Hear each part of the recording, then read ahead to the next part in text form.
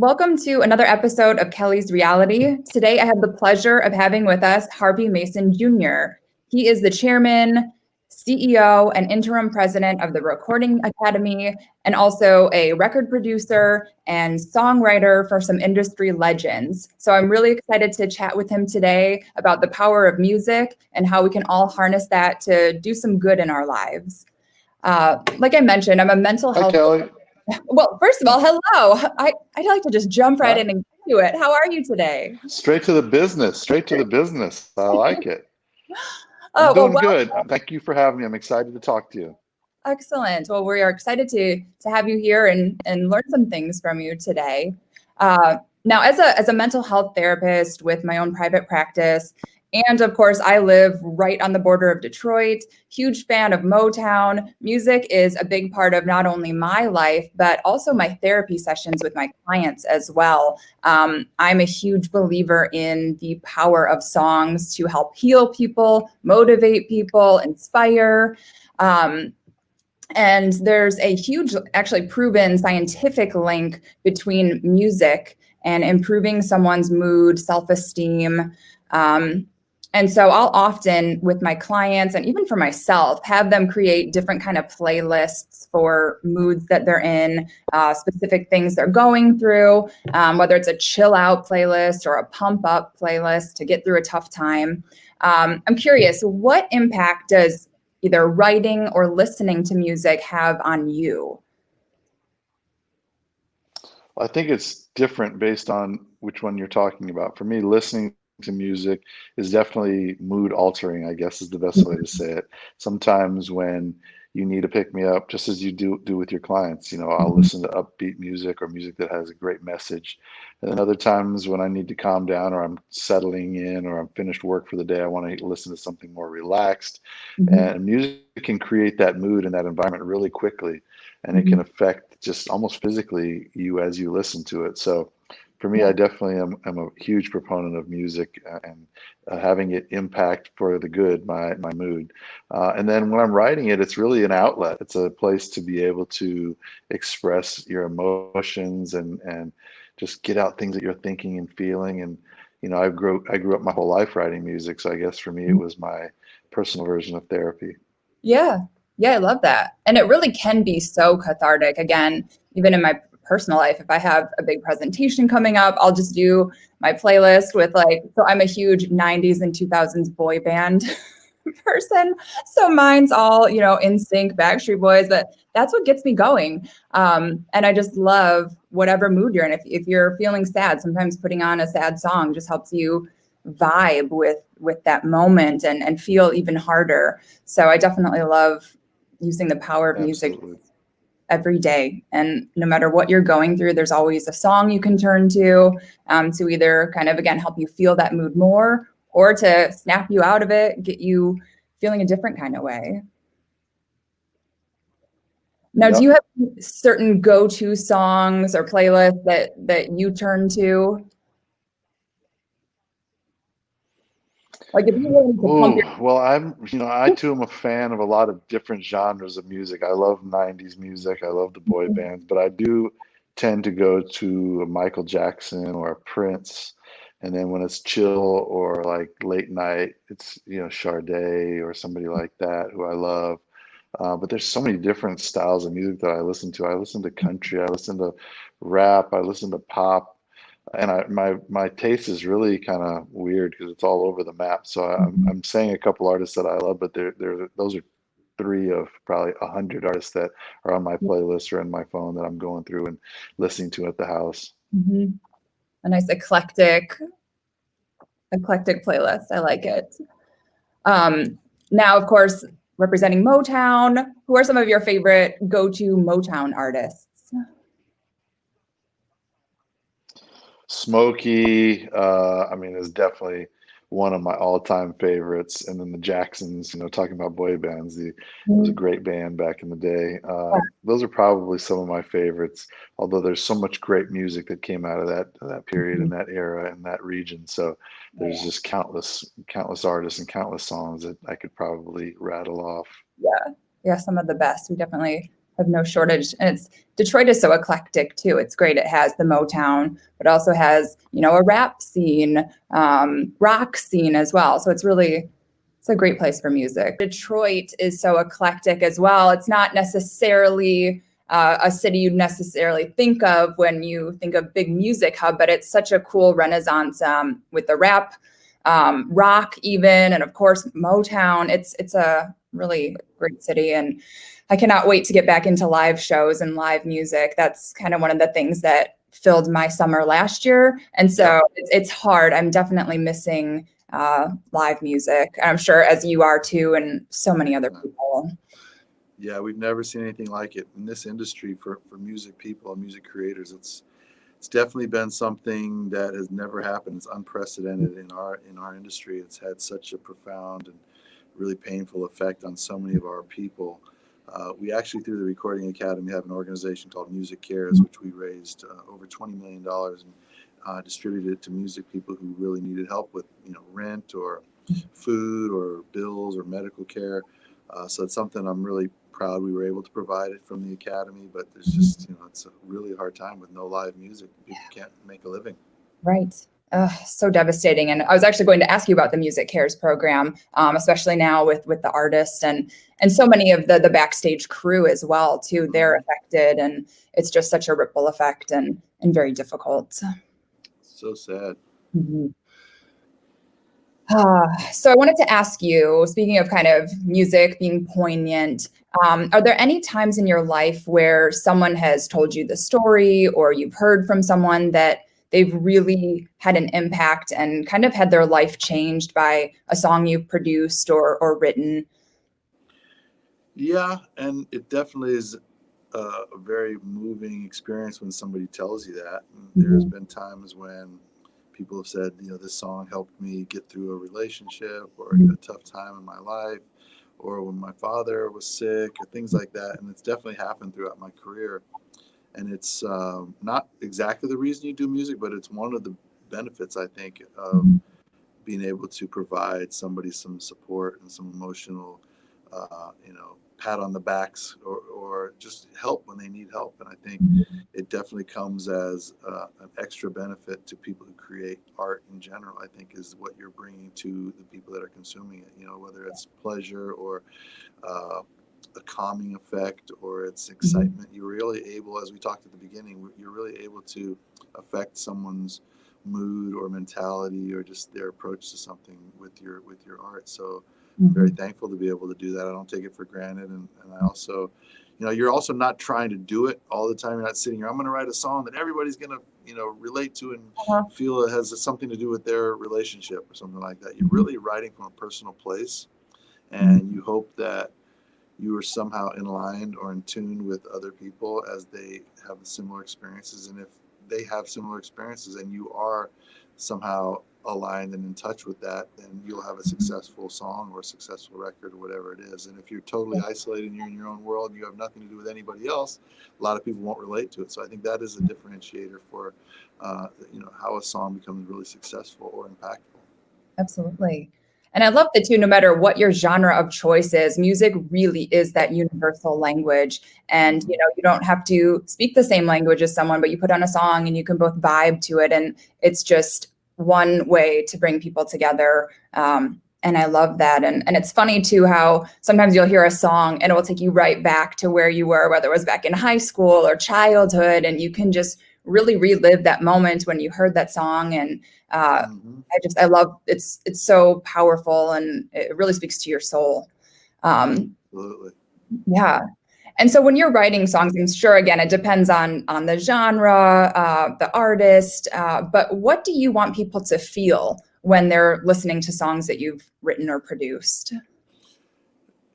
To your point, it definitely depends on what the genre is or what the goal of that particular song is. But in general, the overarching thing for me is I want them to feel that it's coming from a real place and that it is really authentic. And if they relate to it, then I think we've done our job. And as a producer, not just a songwriter, but also as a producer, you're working with artists. So artists are performing the song that you're writing, and how they interpret that song will really be the determining factor as to if it is relatable. You know, you can write the best words, you have the best music, but if the person singing doesn't convey the right emotion, is not able to perform it and broadcast what you're trying to accomplish with the lyrics and with the music and melody, then it's not impactful and it just doesn't have an effect. So you're writing great songs, you hope, and then you're trying to make sure you're maximizing the production, make sure the music is emotional, make sure it's dynamic enough to support the singer, and then you're making sure that the singer delivers the lyric and tells the story in an authentic and real way. And the songs that are really successful and the songs that people really gravitate to, in my opinion, are the songs that are the perfect combination of all those things: well written, well produced, and then the artist delivers it in a way that really hits people and makes them feel it. And whether it's, as you said, it's an upbeat song or an emotional song, a breakup song, a makeup song, a party song, it's just got to be real. So what, to answer your question, what I want people to feel is I want them to feel something real. Yeah, so great. And is it hard too when because that's kind of your baby, when you're writing a song, you have these lyrics, and then, like you said, it's kind of up to the artist to almost interpret how they feel and how they think it should sound. Is it hard to hand that over to someone and perhaps it sounds different than what you had thought it would go in your head? Well, that's why I try and produce all my own songs, and I try and work with the artist so that I can take them from the beginning all the way through to completion. I think it would be harder for me to just finish writing it and be like, okay, go make a song however you want.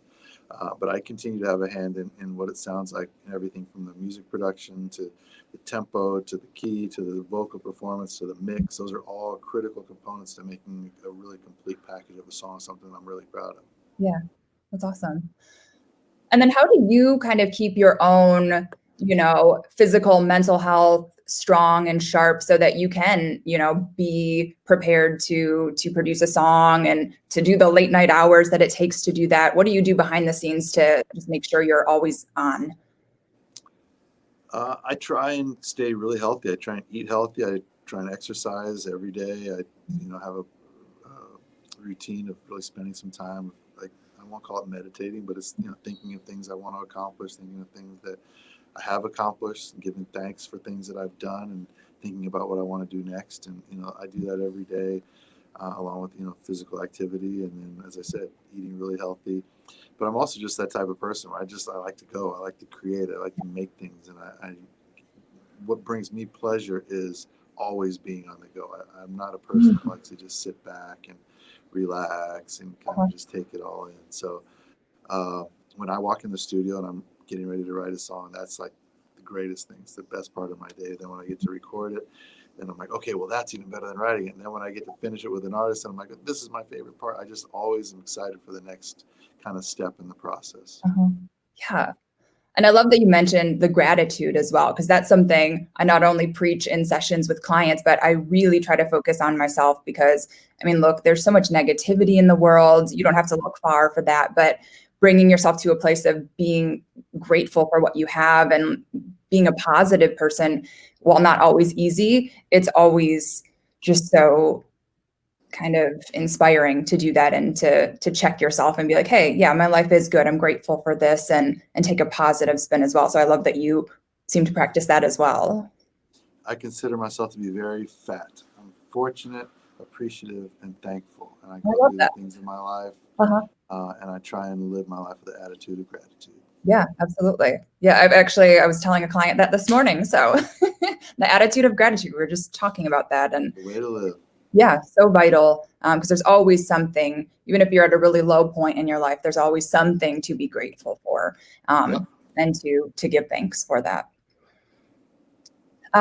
So now, inspiration, beauty, you can find it in sometimes places that you would least expect it. Now, where do you find inspiration to write songs? And has there been any kind of unusual or out of the ordinary places that have sparked an idea for you? I get inspiration kind of just from everyday life, other people that I'm around. Sometimes the stories are about things that I've done in my life. Sometimes there are things that have happened to other people in my life.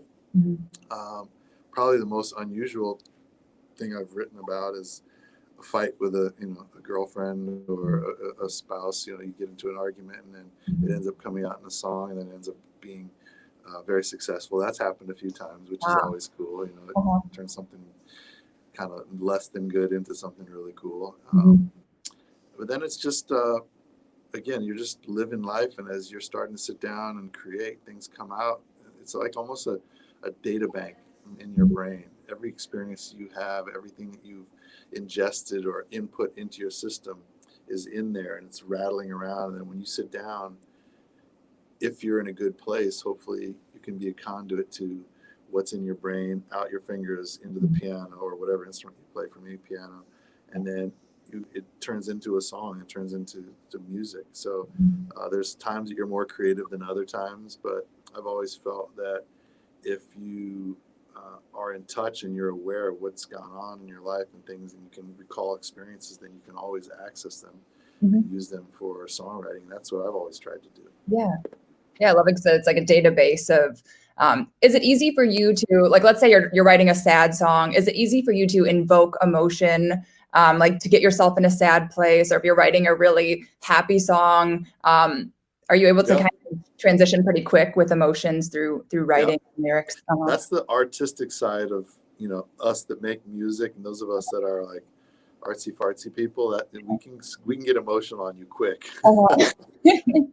Has that ever been a detriment to you? Do you sometimes maybe think that it's the emotions get in the way too much in life, or? All the time. Not in Mhm. songwriting though. You know, there's pluses and minuses. And I guess you come into this life with a certain amount of I don't know, skills, and there's certain things that are positives and certain things that can be a little bit harder to deal with. So as an artist and as a songwriter and a creative person, you do have a certain amount of sensitivity that sometimes can affect other things in your life to your own detriment. But you know, pluses and minuses. You win some, you lose some. You can't be perfect in everything. And I think that's the cool thing about artists. They're very unique people. I'm not saying I'm, you know, the world's best artist, and, you know, but there are people that are very special. They're genius artists, and you see they have so many deficiencies and so many things that are wrong with them. Again, I'm not talking about me. I'm talking about the top level genius creators. A lot of times they're just so weird. You're like, that person's just off the scale, and they're doing so many things that don't make sense to me. I don't agree with anything they're doing, their decision making, but when it comes time to their art, it's perfect and it's pure and it's excellent and it's outstanding. And for me, I try and differentiate between those two things, the artist and the lifestyle, because it takes very special people to make very special art. Yeah. And it kind of reminds me of, like you said, maybe the oddball or the outcast back in school is now, you know, this sensitive artistic guy is like the one making amazing, beautiful art and creating music. And I love when people are different, you know, it's just such a great, you know, again, everyone's the same. And I love when someone's out there and different and doing something against the grain. So I love that. Is it hard for you to, be vulnerable when you're songwriting, or does it kind of just come out? Like, are your songs personal to you? Sometimes they're personal, and sometimes they're just things that I've experienced or things that I've seen happen or stories of other people that I'm co-writing with. And I do usually co-write with other writers, so it's kind of a combination of all our experience. And sometimes we'll find something in common or something that we've all experienced, and then that will be the theme of the song. But yeah, they're personal, and I'm never concerned about being vulnerable in that sense. It seems like that's probably the best place to do it, because they also don't know where it's coming from, you know. So. Right. Yeah. I think that's fantastic. And yeah, and there's a power in song lyrics and poetry. And I'm big on journaling too. Just kind of, I'll often tell clients, just write, just free write. You know, you never know what's going to come out, and without judgment too. And I'm sure it's similar with the lyrics. Like, you know, it might not make sense. It might sound a little strange, but maybe you look back on it a couple of days later or a week later, and you're like, huh, I can work with this now. And it's kind of cool. Yeah, definitely. Now, with recent events, so much going on, again, a lot of negativity, but also a lot of capacity for change right now in our world, and hopefully a brighter future. Do you feel that music can play a role in healing kind of our global community right now with everything going on? I'd like to think so. You know, I'm optimistic that it can. I think music is very powerful. Music has always been a part of social change, and different important movements throughout society and in our culture. Mhm. So I do believe that music plays a role in it. I think it brings people together. It amplifies certain messages. It expresses certain people's viewpoints when otherwise they're not able to do that. So I think there's real value in that. So hopefully we'll see where it goes, but I like to think we're being helpful. Yeah. Yeah, I think so. And again, it kind of comes down to that global, again, whatever your genre is, music is the global universal language. And again, it's, I think of even boy bands, going back to that, like you have fans across the world, and it's just such a cool thing to be able to unite people through music. Yeah. I'm hopeful too, and hopeful that we get back to the live concerts like we were talking about as well. Now, what's some of the best life or career advice that someone's ever given you that's really struck close to home for you? And I would say just the benefit of hard work and persistence. A lot of people come into the entertainment business, music specifically, and thinking it's like you can make a lot of money, you can have nice cars, you can have a great lifestyle. And I learned early on from a few really key and important people in my career that it takes a lot of hard work and a lot of sacrifice. And it's because it's entertainment, and because it's glamorous, people think that it comes quickly, and it's all glamour, and it's all like the stuff you see on TV. And it's just really not that. And that's something that I was taught early on. And they say approach it as if it was any other skill in your life. You have to practice it. You have to be great at it. You can't just all of a sudden expect to sit down and write a song. You have to practice. You have to do hundreds and hundreds and hundreds of songs before you start writing good songs. And the same goes for singers, and the same goes for piano players. It takes practice. So that was something that was a bit of an eye-opener for me early in my career, because a lot of people think that this is just an industry you have a talent for and you just start doing it. And it's not like that. It's like being a doctor or being somebody who's very specialized. It takes years of training to be able to do it at a really high level and to be good at it. So my advice to young people getting into the business is be prepared to work, be prepared to sacrifice. When your friends are going to hang out, you're not going to be hanging out. You need to be perfecting your craft. And so I think if anything, that would be my advice. I do believe that anybody can make it in the music industry if they have enough focus and enough hard work and dedication and passion for it, because music's subjective. It's not like you have to know exactly how to add up some numbers to get to a certain result. It's all the taste of the people listening to it. And if you have the drive and you have the willpower and the persistence and the passion and the real heart, like I can't sleep or breathe without music. If you have that, then you can make it in the business. yeah, that's great. So kind of, work hard. And that's, I think, kind of the key to everything. Now, did you ever experience kind of naysayers in your career, and how did you deal with them? And also just negative people who were discouraging you or, making bad comments and saying you can't do this. How do you personally deal with that? Yeah, I experienced that, of course, as everybody has. I use it as motivation, and I get excited when people are starting to be negative or saying things that, oh, you can't do this, you're never going to amount to this, or you're never going to be able to accomplish that. That's motivating for me. That's my fuel. That's what really drives me and gets me excited. And then as I moved forward in my career and I had accomplished a few things and people were, still saying things or, on social media being negative, I just don't pay attention to that, because there's just so many people that are so affected and hurt and upset with their own lives that they need to broadcast that onto other people. So I take the opinions of people that I care about, and I take the opinions of people that I respect, and I use that as motivation. But the general, like people who just want to be critical and be hateful, I really try not to pay attention to it, because there's so much of that out there.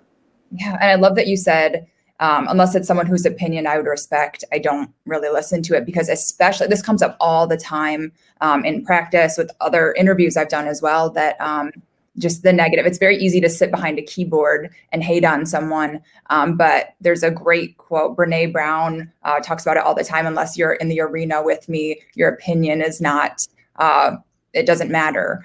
So I think you're right with that. And just really kind of shaking it off and focusing on your own goals and your own progression, and not letting negativity get in the way, because it can stop people, and it's sad. Absolutely. Yeah. So yeah, again, hard work and don't listen to the negativity, and yeah, just follow your passions, whatever it is. And, you're going to have people that say you're not good enough, but still finding a way to just do it anyway and push through sounds like it's been the key to your success and could be for someone else too. Absolutely. So what is next for you with your media company, the Recording Academy, for the rest of 2020 and beyond? What are you working on? Well, as a music and media company, we are producing a lot of film and television projects. We have the Aretha Franklin biopic coming out on MGM in January. We're very excited about that. Jennifer Hudson's playing Aretha. On the music side, I'm producing a ton of music for some great films. We're doing an animated film for Universal called Sing 2. I did Sing 1. We're doing that again. Doing a Christmas movie for Netflix. There's a couple other fun television shows. We just finished a show for NBC called Zoe's Extraordinary Playlist, which got picked up for another season, so we'll do that. And then on the Academy side, we've got the Grammy show coming up January 31st. We don't know exactly if that's going to be in person or if we're going to be virtual, but very excited to celebrate music on that night and do all the other things we do around that event. So I've got a lot of things going on in my life at the same time. So it's a great time. It's an unfortunate year with 2020 to be in the middle of all this drama with the COVID and other things that are happening in our world. It's really, really tough, and it's hard to stay positive and have the right outlook. But I've really taken it as an opportunity to just strategize and reset and rethink about some things and reapproach things. So for me, it's been a trying time, but it's definitely been a good time to be balanced and enjoy things that I want to enjoy, and then set some plans around what I want to accomplish in business and in life. So I try and take it as a positive. Yeah, definitely. That's what it's been, a hard reset for a lot of people to just say, like, okay, am I really following the path that I really want to be, and review your goals and work hard and reset some of them. So hard reset for everyone, and obviously hoping and praying that we can get back to a new normal sooner than later, because it's been really hard on a lot of people. Yeah, as you're probably seeing that in your business, right? A lot of people struggling with it. Yeah. I'll say my practice has never been more full with COVID. Lots of anxiety, depression, and some of that is too. I just say, like, hey, I'm going through it with you. I think it's for the first time ever, everyone in the world kind of has a collective feeling with each other. Like, none of us really know what's going to happen. We're all going through this together. And as sad as it is that we have to do this, it's kind of comforting that we're not alone. We're all in this together. We're all hoping, we're all working together. And that's when I think the gratitude comes in too. If we can't control anything else in the world around us, we can control, okay, what am I grateful for? Being in the moment, being present. I think that's kind of the key. Yeah, I agree. Tell everyone the same thing, and we'll all be better off. Yes, just pay it forward a little bit. So thank you so much for your time today. I really appreciate it. And if people want to learn more about you, where can they find you at? Harvey Mason Media is a website, or my Instagram is Harvey Mason Jr. The Recording Academy website is also a great place to learn a lot about music and the great things the Academy is doing. I think those are probably the best spots. But thank you for having me, Kelly. It was fun to get to chat with you. Absolutely. And thank you so much. And I'll definitely be following along and either watching the Grammys as you guys do it live or virtual, but that will be very exciting to see coming up next year. And I have 2 little kids that watch Sing all the time. So the fact that there's a sequel to that, they are going to lose their minds, and all great things for you, and continued blessings for you and your family. And I hope I will get to talk to you again soon. This was great. Thank you so much. Anytime, Kelly. Thank you. Bye-bye. Appreciate it. Bye.